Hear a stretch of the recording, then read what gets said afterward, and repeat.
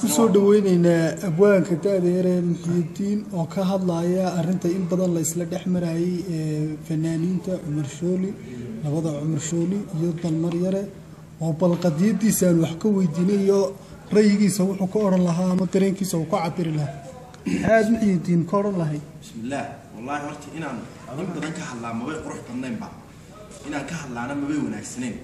balse haddana waxay ku kaliftay sheekadan waxaan la yaabay saddexdan adigu fanaankan Cumar Shooli Yare heestan horta uu qaaday ee fadeexada heestan marka laga yimaado fanaaniin kale oo soo dhex gashay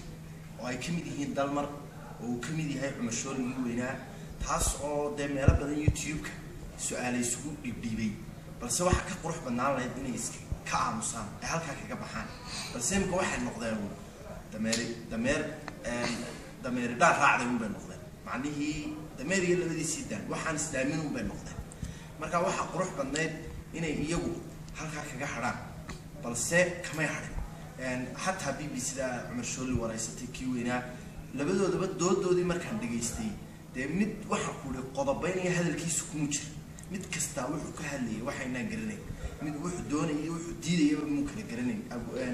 wariyihii BBC-da ay waraysanay wallahi waxay ka hadlayeen wuu khajir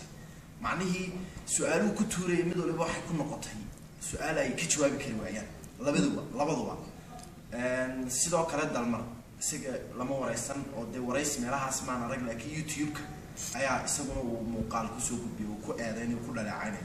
balse isaga ku dhiisu de isagoo dhunka shaqaaday oo heesta dhunka shaqo la wada garanayo qaaday inuu de abaara meehay marka deeto wuxuu gubo ismadaantii dhishu ayuu dhisheedu maradu ka soo qaaday marka tixyaro gabaya ayaan ka soo jeedinaya tixdaayada waxay sheegaysaa saddex dameer bay tilmaamaysaa dameer ma dhaamo dameer kale eedeynaya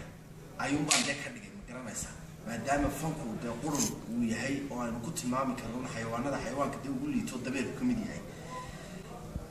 marka waxaan tixyaro gabaya ku bilaabay haday saddex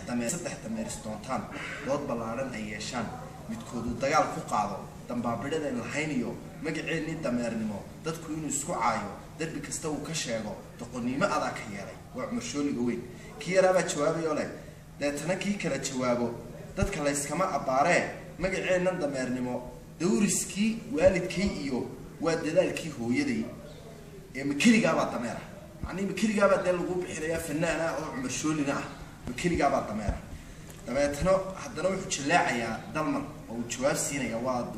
Cumar Shooligi yaraa wuxuu leeyahay jawaabtu siinaya weeyaan dameer yara intuu jilaaco diirka xagasho ku duugo dul yahow aani dhaamin dameeradu kala wanaagsanay duhurnimadii daraato dameertii aad la joogtay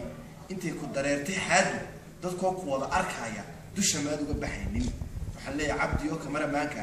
duurku isma dhaamee waa dameer iyo labadiisa daan intaas ku soo gabagabeeyaa billahi tawfiiq